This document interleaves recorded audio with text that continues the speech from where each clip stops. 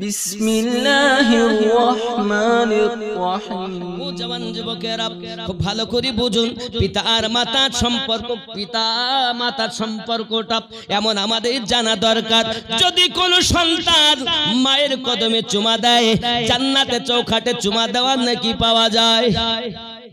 কেউ যদি আপনার কিনা মায়ের দিকে তাকায়, হে বাবা হজে মাবরুর সওয়াব তার নামায় আমলে লেখা হয়। যুবক আমার সোনা মানিক খুব ভালো করে বোঝে, ওরে মা বাবার কথা মতো যে জন চলে না, আল্লাহ নবীজির দিদার সেজন পাবে না। হায় রে আল্লাহ নবীজির দিদার সেজন পাবে না। মা বাবার কথা মতো যে জন চলে না, আল্লাহ নবীজির দিদার সেজন পাবে না।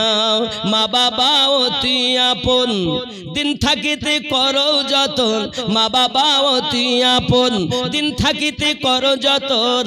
তিন কথার সাথী পাইয়া ভুলে যেও না, আল্লাহ নবীজির দিদার সেজন পাবে না। বউ পেয়ে মা ভুলে গেছে, বাপ ভুলে গেছে। কি বলেন? এখানকার যুবকটা ভালো, এরা বলি টুলি নেই। আব্বাজি আমার সোনা মানিক, এখন আপনাদেরকে আমি বলতে চাই সংক্ষিপ্ত ভাবে এতটুকু কথা। মা এবং পিতা আপনার জন্য এমন, আল্লাহ পাক আল্লাহ তাআলা বলেন, আমার বান্দা বান্দি তোমাদের জন্য আমি আল্লাহর পক্ষ থেকে সব থেকে বড় নিয়ামত দিয়েছি, তোমার মা আর বাবা। জানো জানো এই বাপ আর মা দুনিয়াতে একবার তোমাদের জন্য আসবে। মায়ের দিকে তাকালে হজের মা হলো জান্নাত, মায়ের কদমের নিচে জান্নাত। পিতা হলো তোমার জান্নাতের দরওয়াজা। যদি বাপকে কষ্ট দাও ঢুকতে পাবে না, আর মাকে যদি কষ্ট দাও জান্নাত পাবে না। বাপ এবং মা উভয়কে দরকার, তবে তুমি বদদুয়ার শিকার হয়ো না, নেক দুয়ার শিকার হও। কি বুঝলেন? দেখবেন এক শ্রেণীর মৌলবীর আওয়াজ করে বলে, কবরে মা ফাতেমা রাদিয়াল্লাহু তাআলা আনহার কবর খোদাই করলেন আবু যার গফফারি রাদিয়াল্লাহু তাআলা। করার পর আবু যার গফফারি রাদিয়াল্লাহু তাআলা বলছেন, আমি তোমার ভিতরে কাকে রাখবো জানো? কবর তখন কথা বলেছে, কাকে রাখবে? বলছে আমি নবীর মেয়েকে রাখবো। কবর বলেছে আমি নবীর মেয়ে চিনি না। হাসান হোসেনের মা রাখবো, বলছে আমি হাসান হোসেনের মা চিনি না। আলীর স্ত্রী রাখবো, বলছে আমি আলীর স্ত্রী চিনি না। জোরে বলেন না উজবিল্লাহ। কত বড় চোর! এই হাদিস হাদা হাদিসুন যায়ীফ, এই হাদিসটি যায়ীফ। তুমি আহলে বায়াতের শানে এত বড় গুস্তাখি করলে। তুমি জানো নামাজ যখন পড়ো তো নামাজে গিয়ে তুমি পড়তেছ আল্লাহুম্মা সাল্লি আলা মুহাম্মাদ ওয়া আলা আলে মুহাম্মাদ। পড়ছেন কিনা আমরা? পড়ি কিনা আমরা? ওয়া আলা আলি মুহাম্মাদ, তার মানে আয় আল্লাহ দরুদ ও সালাম অর্পিত বর্ষিত নাজিল হোক মুহাম্মাদের উপরে, ওয়া আলা আলে মুহাম্মাদ, এবং নবীর আলে বায়াতের উপরে। জোরে বলেন আলে বায়াত কে? আলী, ফাতেমা, হাসান, হোসাইন। জোরে বলুন। এরে যাদের উপরে দরুদ না বর্ষণ করলে নামাজ হয় না, তার সম্পর্কে আপনি বলতেছেন এ কথা ওয়াহাবিরা লিখেছে, সুন্নিদের কথা না। এত বড় গুস্তাখি খাতুনের জান্নাতের শানে।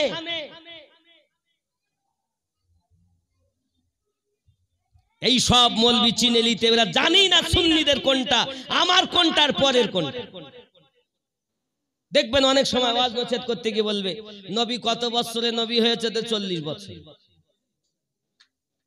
এটাও ওয়াহাবিদের কথা। নবী 40 বছরে নবী হয়েছে? নবী হওয়া আলাদা আর প্রচার করা আলাদা।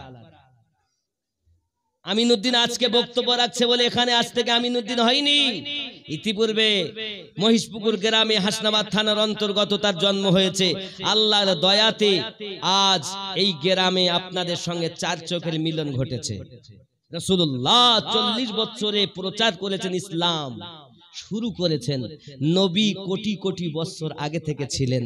যদি প্রশ্ন হয় আমাদের নবী কবে থেকে নবী ছিলেন, তাহলে উত্তর হবে যখন কিছুই ছিল না তখন আমাদের নবী নবী ছিলেন। যদি বলেন হুজুর দলিল, তো কোরআন শরীফ 26 পারা আল্লাহ পাক বলছেন, বিসমিল্লাহির রহমানির রহিম, হুয়াল আউয়ালু ওয়াল আখিরু ওয়াল যাহিরু ওয়াল বাতিন ওয়া হুয়া বিকুল্লি শাইইন আলিম। ইমাম কাসতালানী আলাইহি রহমাতুল্লাহ বলেন, এই আয়াতটি হামদে বারি তাআলা ভি হ্যায়। যদি এটা আমার আল্লাহর প্রশংসা হয় তাহলে হবে আল্লাহ প্রথম, আল্লাহ শেষ, আল্লাহ জাহির, আল্লাহ গোপন। আর যদি নবীর প্রশংসা হয় তাহলে আমার আল্লাহ পাক নবীকে প্রথম সৃষ্টি করলেন, জগতে সর্বশেষে প্রেরণ করলেন, আবার নবীকে গোপন করে রাখলেন, আমার নবীকে আল্লাহ প্রকাশ করে দিলেন। জোরে বলুন। যদি বলেন আব্বা আমার, আমরা কোরআন বুঝলাম হাদিস দেখি, আমার নবী পাক হাদিস শরীফে বলেন, কুনতু নাবিয়্যাও ওয়া আদামু বাইনার রূহি ওয়াল জাসাদ। হাযা হাদিসুন সহিহুন, হাদিসটি সহিহ। আমার নবী বলেন, আমি আল্লাহর নিকটে তখন থেকে নবী ছিলাম যখন আদম ও হাওয়া, আদম পানি ও মাটির ভিতরে, আমি নবী আল্লাহর নিকটে তখন থেকেই নবী। 40 বছরে নবী হননি, 40 বছর বয়সে উনি প্রচার আরম্ভ করেছেন। জোরে বলেন। আব্বাজি আমার সোনা মানিকের, যে কথা বলতে বলতে এত দূরে চলে এসেছি বাবা, হযরত আব্দুল কাদের জিলানী গিলানী রাদিয়াল্লাহু তাআলা আনহু। এবার আপনার মাদ্রাসার পড়া সমাপ্ত করি, আপনার বাগদাদের জঙ্গলের ভিতরে ঢুকেছেন। জঙ্গলের ভিতরে ঢোকার পরই উনি তপস্যা করতেছেন, আল্লাহ আল্লাহ করি আপনার কিনা কাটিয়ে দিয়েছেন। ছোট্টবেলায় ওয়াদা করেছিলেন মার্দে কালান্দারের কাছে, ওরে মার্দে কালান্দার, আমি আশিক হয়ে দেখাবো। মনে আছে কথাটা? এমন সামাতুনি জঙ্গলের ভিতরে আপনার কিনা কাটাচ্ছেন দিন ও রাতে বাদাত বন্দেগীর ভিতরে বাবা, কোনো খেয়াল নাই দুনিয়ার দিকে। আল্লাহ আল্লাহতে আপনার ফানা হয়ে আশিক হওয়ার জন্য উনি চলেছেন। আমার গাউসে পাক রাদিয়াল্লাহু তাআলা আনহু এমন ক্ষুধার্ত হালাত হয়ে গেল বাপজি আমার, খাওয়া দাওয়া তো কিছুই নাই বাবা, আমার পানিও পান করতে পারলাম, খাবারও কিছু পারলাম। কখনো গাছের পাতা চিবিয়ে চিবিয়ে আপনার কিনা দিন রাত অতিবাহিত করেছেন। আল্লাহ পাকের ইবাদত বندگی আপনার কিনা করি চলেছেন। এমন মেহবুব থেকে আশিক হতে চেয়েছেন, আশিক হয়ে গেছেন তিনি। আব্বা আমার এমনি করে আপনার অনেক দিন অতিবাহিত হয়ে গেল। আমার গাউসে আজম করলেন কি, ওই বাগদাদের জঙ্গল থেকে উনি আপনার কিনা মসজিদে চলে এসেছেন। পড়ে আছেন পাগলের মতো, কেউ চেনে না, যিনি বড় পীর কেউ চেনে না, পাগলের বেশে। আব্বাজি আমার বলেন, হুজুর আমার হালাত এমন হয়ে গেছে। আব্বা আমার ওই মসজিদের ভিতরে একজন ব্যক্তি একটা ঝোলায় করে আপনার কিনা খাবার এনেছে, এনে ওইখানে খুলে আপনার কিনা খেতে আরম্ভ করেছে। গাউসে আজম বলেন, ওই ব্যক্তিটা খাবার খুলে খায়, আর সে যখন গালে দেয় আমি এত ক্ষুধার্ত আমার গালটা যেন হা হয়ে যায়। আমার এই অবস্থা দেখে ওই ব্যক্তি আমার নজর পড়েছে, তখন বলছে এখানে এসো। আমি উঠতে পারছি না, কিন্তু আমি কষ্ট করে তার কাছে গেছি। যখন তার কাছে গেলাম তো সে খাবারগুলো সরিয়ে দিয়ে বলে, খাও আল্লাহর বান্দা, এ খাবার তোমারও না আমারও না, খেলাম। গাউসে পাক বলছেন, আমার না তোমার না, খেলাও। জীবন যেতে রাজি কিন্তু হারাম খেতে রাজি না। বলো বলো, আমার নয় তোমার নয়, বিষয় কি? সঙ্গে সঙ্গে ওই ব্যক্তি বলছে, বাবাজি আমার বাড়ি হলো জেলান শহর। কোথায় কোথায়? জেলানের কথা যখন শুনেছেন মনটা বড় লাফিয়ে উঠেছে। হারে জেলান তো আমার গ্রাম। জেলান তো আমার গ্রাম। বলো কি খবর হুজুর? আপনাকে কি বলবো, আমি তেজারাত করার জন্য আসতেছিলাম, এমন সময় আমাদের গ্রামে একজন আল্লাহর আবিদা জাহিদা নেককারিনী মহিলা আছেন। ওই মহিলাটা এমন ইবাদতি, কখনো যদি খরা দেখা যায়, যদি কখনো দুর্ভিক্ষ দেখা দেয়, তার ওসিলা দিয়ে যদি দোয়া চাওয়া হয়, তার ওসিলাতে আল্লাহ দুর্ভিক্ষ দূর করে দেয়। এ আল্লাহর বান্দা, আর কি বলবো শোনো, ওই মহিলাটি এত সুন্দর, আল্লাহর ইবাদতি, আল্লাহর প্রিয় মেহবুবা বান্দি। যদি আকাশে কখনো পানি বর্ষণ আপনার বন্ধ হয়ে যায়, পানির জন্য যদি মানুষ কষ্ট পায়, তার ওসিলা দিয়ে যদি দোয়া চাওয়া হয়, সঙ্গে সঙ্গে আল্লাহ পানি বর্ষণ করে দেয়। সঙ্গে সঙ্গে গাউসে পাক তো পরিচয় দিচ্ছেন না। আচ্ছা বলেন ওই মহিলাটা কে, নাম কি তার? সঙ্গে সঙ্গে বলছেন ওই মহিলাটার নাম উম্মুল খায়র ফাতিমা। জুরি বলুন সুবহানাল্লাহ। আয় মর্দে কালান্দার, আল্লাহর বান্দা, আমি যখন তেজারাতে আসি, তিনি আমাকে ডেকে বলতেছেন, বাবা তেজারাতে যাবে। আমার আব্দুল কাদের পড়তে গিয়েছিল বাগদাদি, আমার আব্দুল কাদের এখনো পর্যন্ত ফিরেনি। আমার তরফ থেকে আপনার ও পয়সাগুলো নিয়ে যাও, এই অর্থগুলো নিয়ে যাও। আমার আব্দুল কাদেরকে যখন পাবে, আমার আব্দুল কাদেরকে দেবে। আমি আব্দুল কাদেরের জন্য ব্যতিব্যস্ত হয়ে আছি, এই কথাটা একবার তুমি জানিয়ে দেবে। সোনা মানিক সেই মার্দি কালান্দার বলতে চাইছেন, ওগো বাবাজি, আমি সেই মায়ের দেওয়া টাকা নিয়ে ঘুরে বেড়াই, আব্দুল কাদেরকে খুঁজি। কোন জায়গায় না গিয়েছি, আমি মাদ্রাসায় গিয়েছি, মাদ্রাসায় গিয়ে তারা বলে এখানে নাই। কত জায়গাতে তারা নাম করেছি, সব জায়গায় ভ্রমণ করে করে আমার তেজারাতে আসা যত অর্থ ছিল সব ব্যয় হয়ে গেছে। আজকে প্রথম দিন ওই মায়ের টাকা থেকে খাদ্য কিনে মসজিদে ঢুকে খেতে বসেছি। তাই বললাম তোমারও নয় আমারও নয়, এসে খেলাও। গাউসে আজম বলছেন পরিচয় এখনো দিচ্ছেন না, পরিচয় দিচ্ছেন না। জিজ্ঞাসা করছেন তিনি কেমন আছেন। যে আবিদা জাহিদা নেককারিন মহিলা কেমন ছিল জানো মা?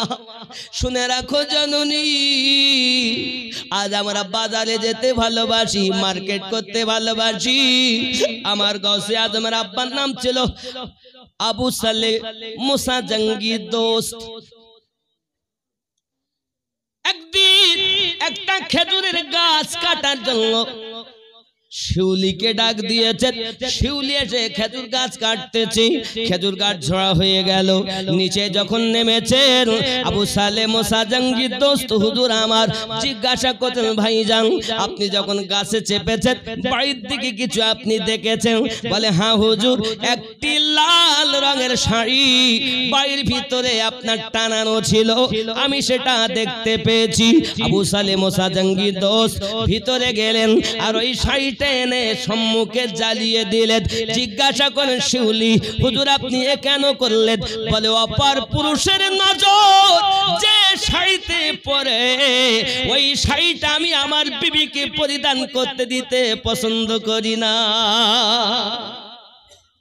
এর নাম পর্দা। তাদের ঘরে গাউসে আজম জন্ম নিয়েছে, আমাদের তো পর্দা সব জর্দা হয়ে গেছে। আমার আম্মা খালা শুনে নিন, রাতের বেলা জানি না কার কপালে কি আছে বাবা। হযরত আবু সালে মুসা জঙ্গি দোস্ত আমার গাউসে পাকের আব্বা হুজুর ছিলেন। আব্বাজি আমার সোনা মানিকেরা বড় নেককার ছিলেন তিনি, আল্লাহ ওয়ালা ছিলেন তিনি, তাহাজ্জুদ গুজার ছিলেন তিনি। যুবকেরা গাউসে আজম আব্দুল কাদের জিলানী গেলানী হুজুর কেবলা রহমাতুল্লাহ আলাইহি আপনার কিনা বলছেন তিনি কেমন আছেন? বড় খুব জয়ীফ হয়ে গেছেন, চলতে চলতে ফিরতে পারে না, চলতে ফিরতে পারে না, বড় কষ্ট হালাত তার আপনার কিনা। শুধু এমন নেককারী, কিন্তু যখনই দেখি আল্লাহর ইবাদতে মশগুল হয়ে আছে, এই হালাত আমরা দেখি। জেলান এলাকার সমস্ত মানুষ ওই মহিলাটির দিওয়ানা, তাকে সবাই ভালোবাসে। গাউসে আজম বলেন, জানো তুমি যে আব্দুল কাদেরকে দীর্ঘদিন ধরে খুঁজতেছো, সেই আব্দুল কাদের হলাম আমি। জোরে বলেন। এখন তখন লাভ মেরে উঠেছে, তাহলে তো খাবার সব আপনার, আপনি নেন। বলছে না বাবা আমি নিব না, এসো খেয়ে নাও। পেট ভরে উনিও খেলেন, ইনিও আব্বাজি আমার। এমনি করে তারা দুনিয়ার জমিনে চলেছেন। আর আমরা কোথায়? কেন চিনলি না রে মন, কেন বুঝলি না রে মন, আমার গাউসে আজম আব্দুল কাদের আউলিয়া কেমন। কেন চিনলি না রে মন, কেন বুঝলি না রে মন, আমার বড় পীর হুজুর আল্লাহর ওলি মাওলানা কেমন। রে নয় রূপে আকার নিল, ছলেতে জগৎ মাতাইল, নয় রূপে আকার নিল, ছলেতে জগৎ মাতাইল। হুর পরি ফেরেশতারা প্রেমেতে মগন, কেন চিনলি না রে মন, কেন বুঝলি না রে মন, আমার হুজুর ওয়াঘারি আউলিয়া কেমন। এ চিনতে পারে সাধ্যকার, চিনিবারও ইচ্ছা যার, চিনতে পারে সাধ্যকার, চিনিবারও ইচ্ছা যার। কে চিনতে পারে? চিনতে পারে সাধ্যকার, চিনিবারও ইচ্ছা যার। যার ইচ্ছা আছে ওলির কাছে যাব, সে তো চিনবে। আর যার কি হবে? চিনতে পারে সাধ্যকার, চিনিবারও ইচ্ছা যার। না চিনিয়া মরিয়া গেলে বিফলে জীবন, কেন চিনলি না রে মন, কেন বুঝলি না রে মন, আমার খাজা পিয়া আল্লাহর ওলি মাওলানা কেমন।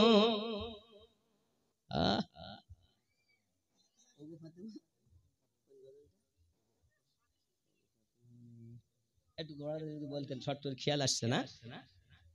বাবাজি আমার, মা এবং বাবার খেদমত, ওলি আল্লাহদের তাবেদারি অবশ্যই হতে হবে। মা পিতা তোমার গুরু, ওস্তাদ তোমার গুরু, এরপর তোমার জন্য তোমার দাদা, তোমার দাদি, তোমার নানা, তোমার নানি তোমার গুরু, তোমার মুর্শিদ তোমার গুরু। সুবহানাল্লাহ বলেন। আচ্ছা আমাদের বাপ কয়টা? আপনাদের আমাদের বাপ কজন? সবাই বলি না আমরা এক বাপের সন্তান, বলি না? কিন্তু দেখেন আমরা দুনিয়া জন্ম নেওয়ার আগে এক নাম্বার বাপ আদম আলাইহিস সালাম, দুই নাম্বার বাপ জাতির পিতা ইব্রাহিম খলিলুল্লাহ, নাকি? এরপরে আল্লাহ পাকের দয়া হলো, বাপ আর মায়ের সুখ করানো আর ডিম্বাণুর মাধ্যমে আসলাম। আল্লাহ কোরআন তাকে নুতফা বলেছে, আর বিজ্ঞান তাকে শুক্রাণু আর ডিম্বাণু বলেছে। তার মাধ্যম দিয়ে আমরা দুনিয়ায় এসেছি। তিন নাম্বার পিতা, নাকি বলে? অস্বীকার করতে পারবেন? চার নাম্বার আপনার শ্বশুর। এখন শ্বশুরকে অনেকে আব্বা বলে না, বাপ বলে না। এখন যদি বাপ না বলেন তাহলে সবাই মুসলমান ভাই ভাই, তো শ্বশুর বাড়ি গিয়ে যদি বলেন আসেন ভাইজান মিষ্টি এনেছিলেন, তো জামাই ধরি মারবে না? তাহলে যে আল্লাহ পাক কোরআন শরীফে বলেন হুন্না লিবাসুল লাকুম ওয়া আনতুম লিবাসুল লাহুন্না, তার এই হিসাবে দেখা যায় আমার পিতা যেমন পিতা, আমার স্ত্রীরও পিতা আমার তেমন পিতা। দরজা তাকে দিতে হবে, মায়ের দরজা তাকে দিতে হবে, ঠিক কিনা বলুন? কটা হলো বাপ? কটা হলো? হে বাপ। এরপরও আপনার যে শিক্ষা গুরু, সেও পিতা সমতুল্য। এরপর আপনার দীক্ষা গুরু, সে আপনার পিতা। এই সব বাপ দেখেন কম করে 6টা বাপ, এই 6টা বাপের দোয়া লাগবে, তারপরে কিছু হওয়া যাবে। 6টা বাপ যদি এত 6টা মা আছে নাকি? 6টা বাপ 6টা মা নেই? তো ইব্রাহিম নবীরা স্ত্রী 2জন, আদম আলাইহিস সালামের স্ত্রী 1জন নাকি? মায়ের দরজা আরো বেশি, মা গুনলে বেশি হবে। কি বলেন আব্বাজি আমার? এই জন্য আপনাদেরকে বলি যে আমরা যে মায়ের সন্তান, যে পিতার সন্তান, এনারা যেমন আমাদের জন্মগুরু, তেমন একজন আছেন দীক্ষাগুরু, তেমন একজন আছেন শিক্ষাগুরু। আপনার মায়ের কদম তলে যে জান্নাত, এটা আপনাকে আপনার মা বলিনি, আপনার শিক্ষাগুরু বলেছে। বাপ যে জান্নাতের দরজা, মায়ের দিকে তাকালে যে কবুল হজের সওয়াব হয়, এটা মা বলিনি, এটা আপনার শিক্ষক বলেছে। তখন আপনি বুঝেছেন। মনে করেন আপনার জন্মগুরু বসে আছেন, আপনার শিক্ষক বসে আছেন, আপনার পীর বসে আছেন, আপনি গিয়ে কাকে প্রথম মুসাফা করবেন বলেন?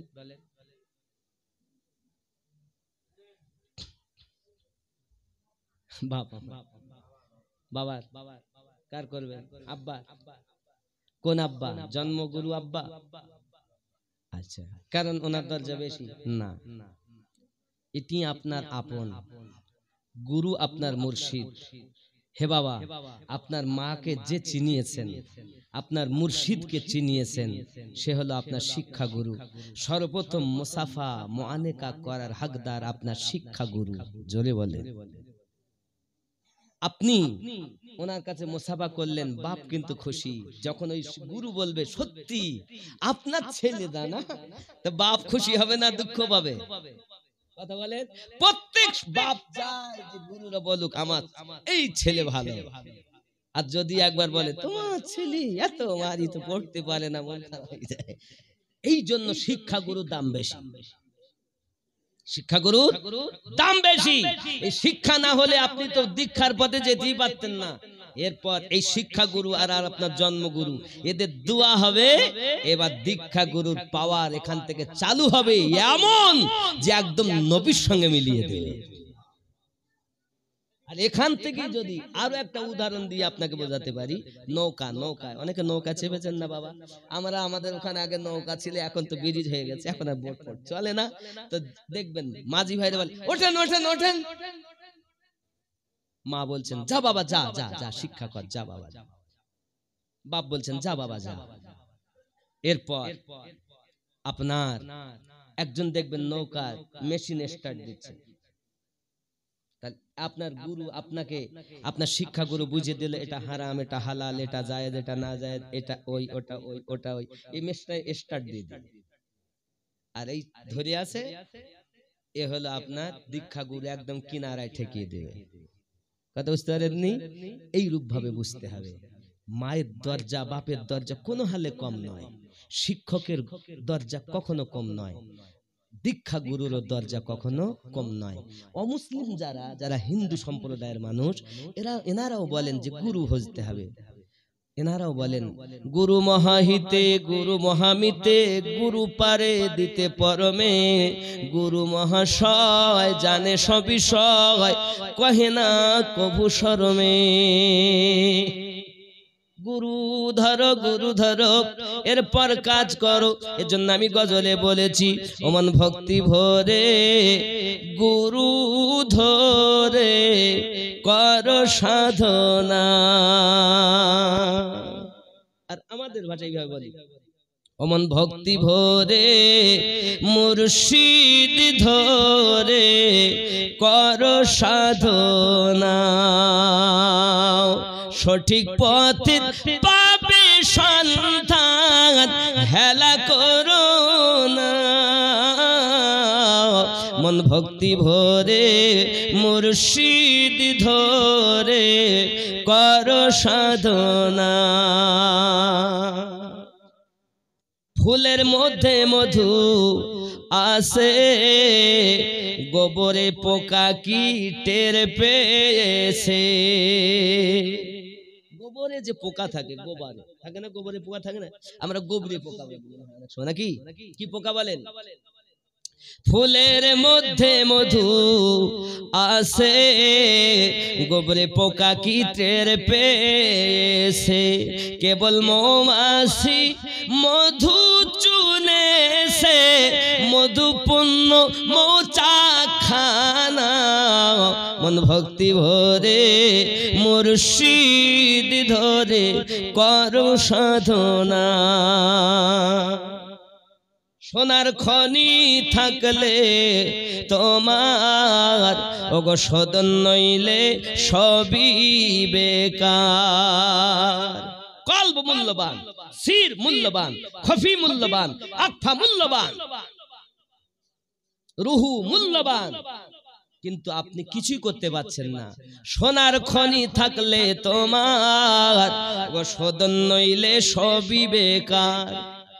কারু আছে সোনার খনি, কিন্তু আপনি দেখেন সোনার খনি এনে কেউ কিন্তু আপনার কেউ ব্যবহার করতে পারে না, সে আংটি না সে মালা না কিছু। সোনার খনি আছে কিন্তু ব্যবহারের উপযুক্ত নয়। ঠিক কলব, রুহু, সির, খফি, আকফা। সোনার খনি থাকলে তোমার, সদন নইলে সবই বেকার। সদনকারী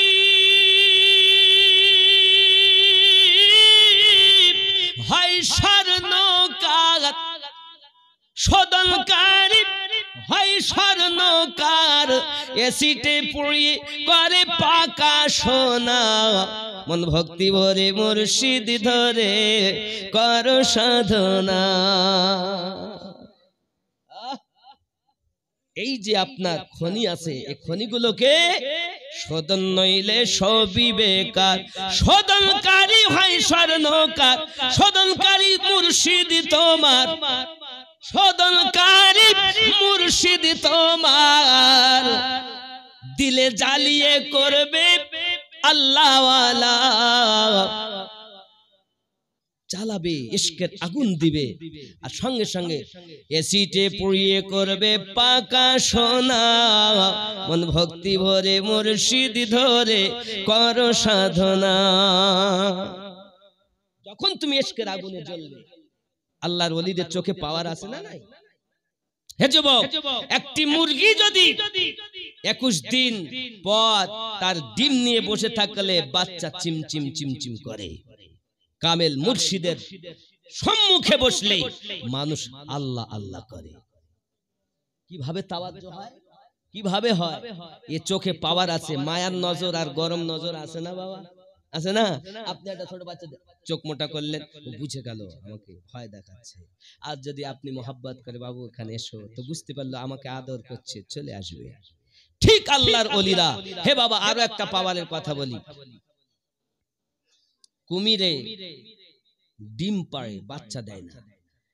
এখন ডিম পাড়ার পর কুমির দরিয়ার কিনারায় ওই ডিমটাকে বালিতে পুঁতে দেয়, মাটিতে পুঁতে দেয়, দিয়ে দূর থেকে দেখে।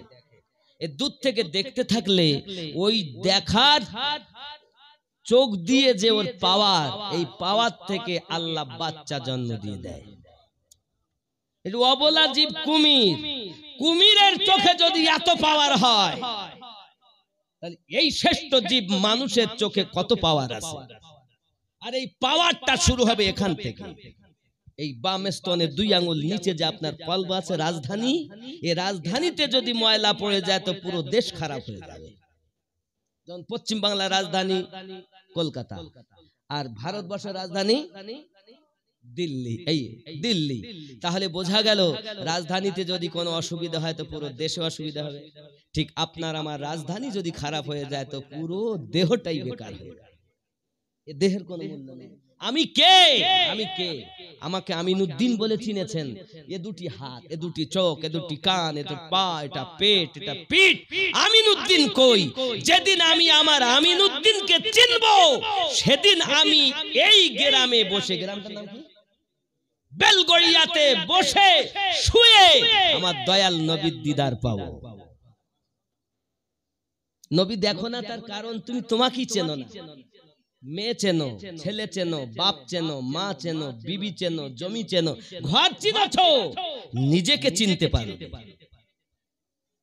আগে নিজেকে চেনো যাও, আর নিজেকে চিনতে গেলেই মুর্শিদের সমর্পণ হতেই হবে। আল্লাহ বলেন আমি যাদের হেদায়েত দান করি তারাই হেদায়েত প্রাপ্ত হয়, আর আমি আল্লাহ যাদের পথভ্রষ্ট করি, একজন পথ প্রদর্শক আউলিয়াকে মুর্শিদ রূপে পাবে না। তাহলে মুর্শিদ রূপে পেল যারা, আল্লাহর কোরআন মোতাবিক হেদায়েত প্রাপ্ত। কথা বোঝা গেল? জি আব্বাজি আমার কি একটা কথা উনি বলতে বললেন, আমি বুঝতে পারলাম না। ফাতেমা মানে ফাতেমা কি ছিল ওটা না মনে হয়, ও ফাতেমা জননী এইটা নাকি?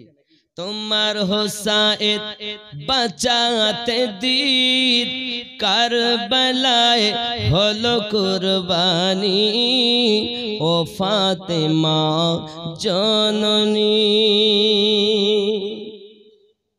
এই যে জমিনে বসে আছেন না, এই জমিনটা হাকিকাতে মালিক কে? আল্লাহ। কে? আল্লাহ। আর এই জমিনকে ওয়াকফ করে দিয়েছেন আল্লাহ মা ফাতেমা রাদিয়াল্লাহু তাআলা আনহার নামে। জোরে বলে। আপনি খোঁজ রাখেন না, আর আপনি বলছেন এই মাটি বলেছে আমি নবীর মেয়ে চিনি না। ধোঁকাবাজ কোথাকার। এই জমিন যখন খাতুনে জান্নাতের বিবাহ হয়, ওই বিবাহের দিন আল্লাহ পাক ফাতেমার নামে পুরো রুহে জমিনকে ওয়াকফ করে দিয়েছেন। ও মা, ও আব্বা, কদমে হাত রেখে বলি, আমি আমিনুদ্দিনের সঙ্গে দেখা হবে কিনা জানি না। আল্লাহ পাক অর্ডার করবেন হাসরের মাঠে, ফাতেমা তুমি যত সময় জান্নাতে না যাবে কারুর যাওয়ার অর্ডার নাই, যাও। খাতুনে জান্নাত জান্নাতের গেটের কাছে গিয়ে কদমটা রাখবেন আর বলবেন আল্লাহ আমি জান্নাতে ঢুকবো না। ফাতেমা ঢুকছো না কেন? এই কারণে ঢুকবো না, আয় রব্বে করিম, আমার হোসাইনের শাহাদাতের ওয়াদা হয়েছিল রুহের জগতে, কিন্তু আমার হোসেনের বাজু কাটা কথা তো হয়নি, আমার হোসাইনের সিনা সেদার কথা তো হয়নি, আমার হোসাইনের দেহের উপরে ঘোড়া ছুটানোর ওয়াদা তো রুহের জগতে হয়নি। মাওলা আমি ফাতেমা জান্নাতে ঢুকবো না। আল্লাহ বলেন ফাতেমা কেন ঢুকছিস না? আমরা যে পড়ি ও আলা আলে মুহাম্মদ, এ যুবক খাতুনে জান্নাত বলতেছেন আল্লাহ আমি জান্নাতে ঢুকবো না। ঢুকতে পারি, ঢুকতে পারি, আমার হোসাইনের বাজু কাটার বিনিময়ে আমার আব্বার উম্মতকে মাফ করে দিতে হবে। আয় রব্বে করিম, আমি খাতুনে জান্নাত আপনার কদমে আরজি জানাই, আমার হোসাইনের সিনা সেদার কারণে আমার আব্বার উম্মতকে মাফ দিয়ে দিতে হবে। আমার আল্লাহ পাক বলেন ফাতেমা চিন্তা করো না, যারা তোমাকে মহব্বত ও ভালোবাসা করেছে তাদেরকে আমি আল্লাহ তোমার ওসিলায় জান্নাতি ডিক্লার দিলাম। আর সেই ফাতেমা রাদিয়াল্লাহু তাআলা সম্পর্কে বলছে আমি নবীর মেয়ে চিনি না। হে যুবক একবার ভাবো কার সম্পর্কে বলছো? আল্লাহর ওলিদের পাওয়ার আলাদা, সমস্ত ওলিদের কমান্ডার এই যে খাতুনে জান্নাত রাদিয়াল্লাহু তাআলা আনহার আওলাদ থেকে আজ আউলিয়া আমরা পেয়েছি। যুবক শুধু তাই নয়, খাতুনে জান্নাতের বেটা একটা হাসান একটি হোসাইন। আল্লাহ রাসূল হাদিস শরীফে বলেছেন আমার হাসান আর হোসাইন জান্নাতীদের সরদার হবে। হায় হায় হায় হায়, আর আপনি তাদের নাম করে বলতেন হাসান হোসেনের মা চিনি না, নবীর স্ত্রী চিনি না, নিজের কোনটা পরের কোনটা এটাই তো আপনি চিনলেন না, আপনি সুন্নি নাম দিয়েছেন। গোল জামা পরলেই সুন্নি হয় না, আর মিলাদ কিয়াম করলেই সুন্নি হয় না। চলো আমি রাসূলের পাকের কাছে জিজ্ঞাসা করি, ইয়া রাসূলুল্লাহ ইয়া হাবিবাল্লাহ, হুজুর সুন্নি কাদেরকে বলে? আমার নবী পাক হাদিস শরীফে বলছেন মান মাতা আলা হুব্বে আলে মুহাম্মাদিন সাল্লাল্লাহু আলাইহি ওয়াসাল্লাম মাতা আলা আহলুস সুন্নাত ওয়াল জামাআত। আমার রাসূল বলেন আমার আহলে বায়াতের মহব্বত নিয়ে যারা ইন্তেকাল করেছে তারাই হলো সুন্নি জামাত। চাকে তাকে সুন্নি বলো না। যুবক আমার, মানুষ চেনো, কাজ করো, সবার ওয়াজ শোনো না। এই ওয়াজ নসিহত, আবার এই ওয়াজ মুসিবত। যুবক, আল্লাহর ওলিদের দামানের তলে চলে যান।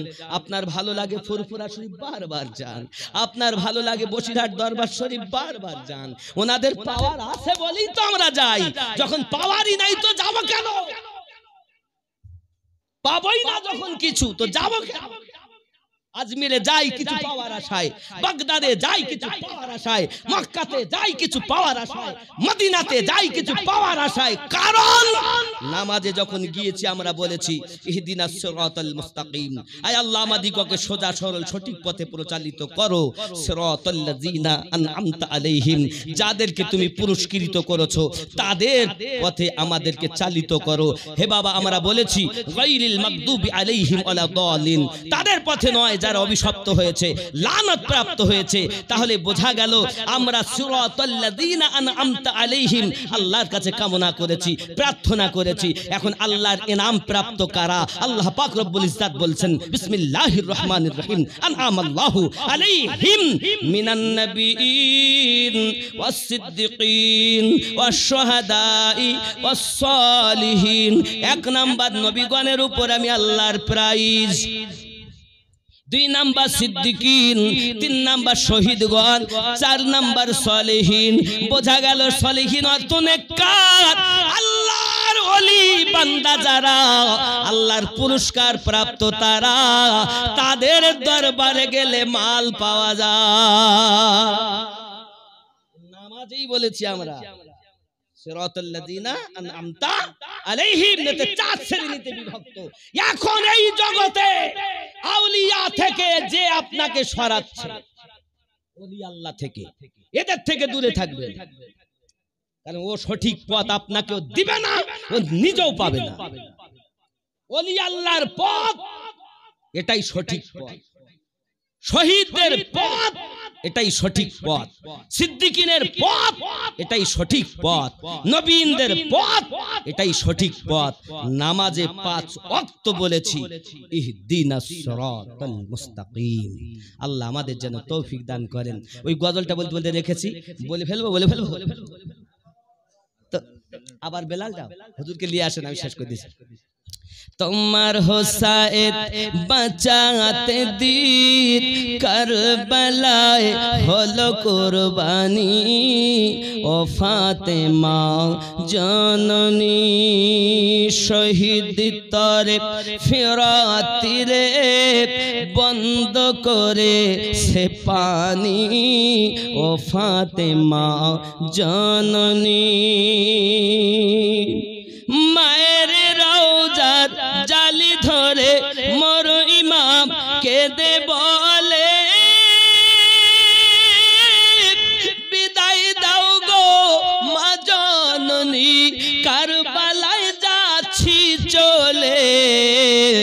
বিদায় দিতে মা ফাতেমার বয়ে যায় চোখে পানি, ও ফাতেমা জননী।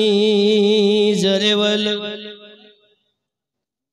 বিবি জাইনাব আরজ করে ইমাম হোসেনের তরে, মুসিবতে সাদকা দিলে আল্লাহ পাক রহম করে। আউন মুহাম্মদ করছে ফরিয়াদ, আউন মুহাম্মদ করছে ফরিয়াদ, হবে তারা কুরবানি, ও ফাতেমা জননী। তোমার হোসায়েন বাঁচাতে দিন কারবালায় হলো কুরবানি, ও ফাতেমা জননী শহীদ তরে ফিরাতিরে বন্ধ করে সে পানি, ও ফাতেমা জননী। ইমাম হোসেন আরজ করে বিবি জাইনাবের তরে, বিদায় দাও গো ও গো জাইনাব, কারবালায় যাচ্ছি চলে।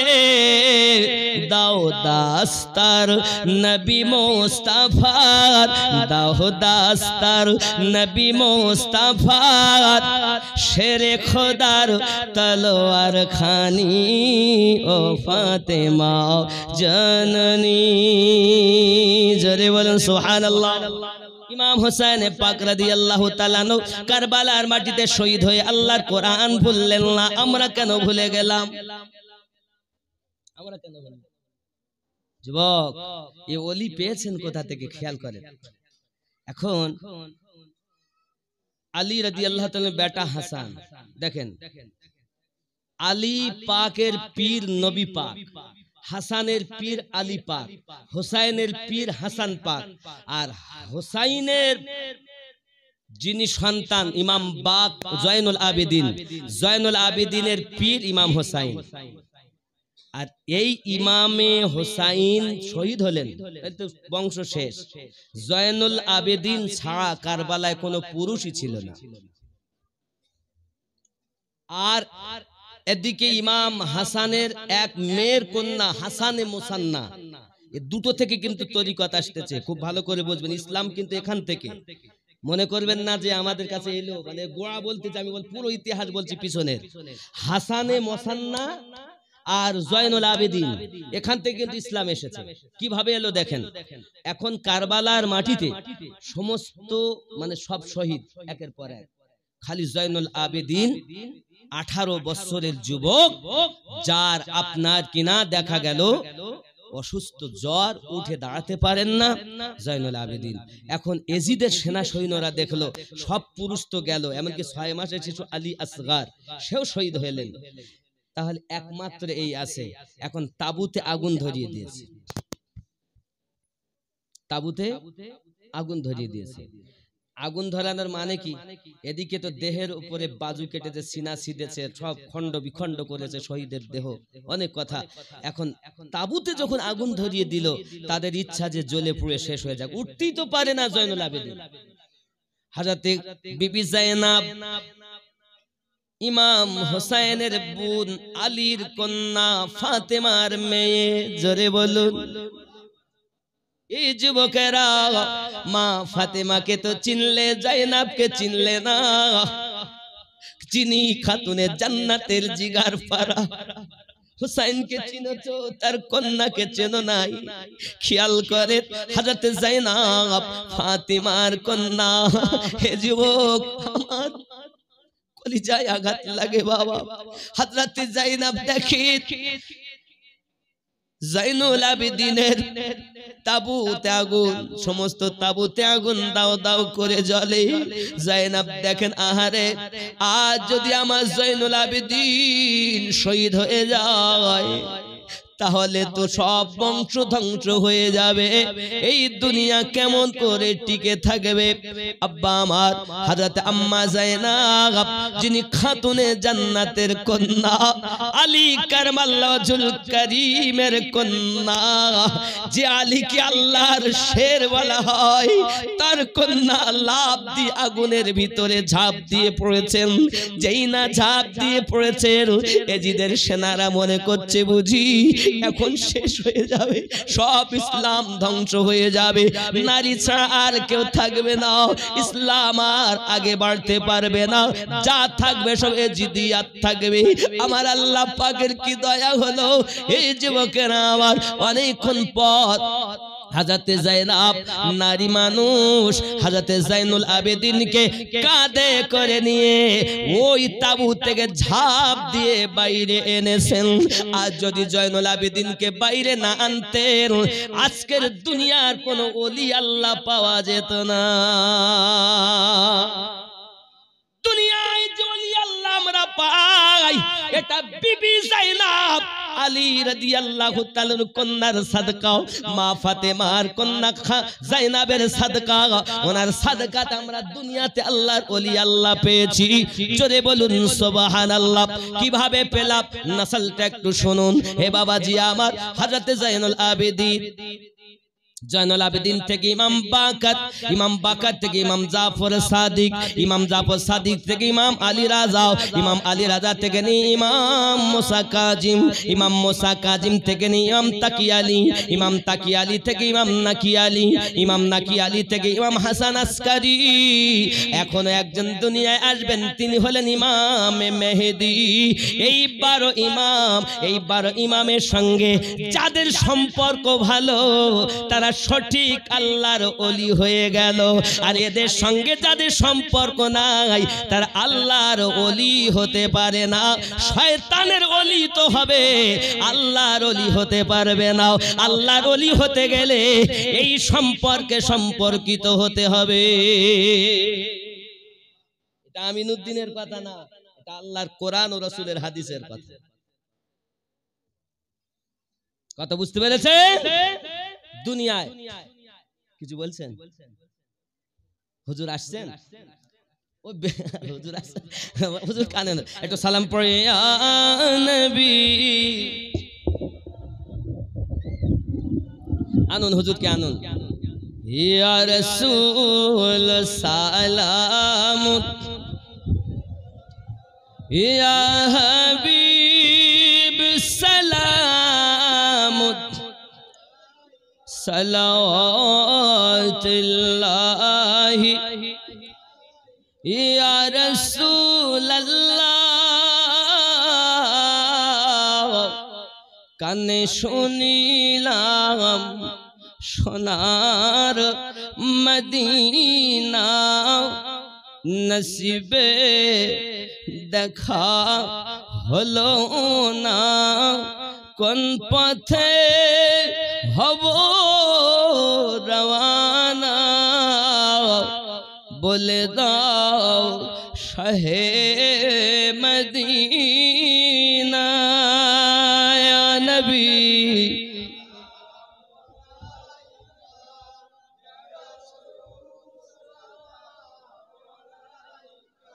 ইয়া হাবিব সালাম আলাইকা সালাম,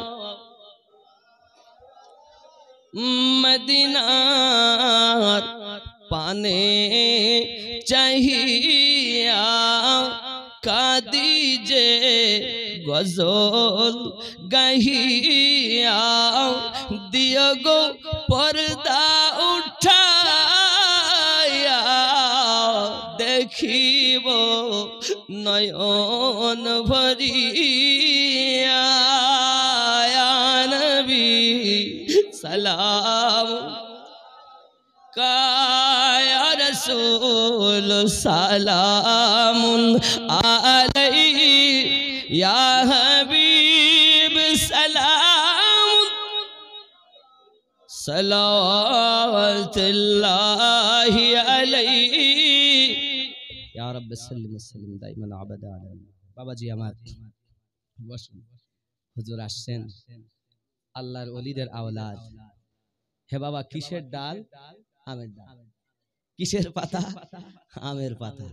কিসের শিকড়? আমের শিকড়। নাকি গো? কি বলেন? ঠিক কি না? বসিরহাট হুজুরের খলিফা হুজুর আব্দুল আজিজ রাহমাতুল্লাহ আলাইহি, ওনারই আওলাদ আসছেন হুজুর কিবলা। একটু মোহাব্বতে আপনারা একটু নারী তাকবীর। এ বাবা বসেন বসেন বসেন, নারী রিসালাত হুজুর এসেছেন, মনোযোগ সহকারে বসুন, আর জায়গা ফাঁকা রাখবেন না বাবা, জায়গা ফাঁকা। মোহাব্বতে দরুদ আল্লাহুম্মা সাল্লি আলা হুজুর।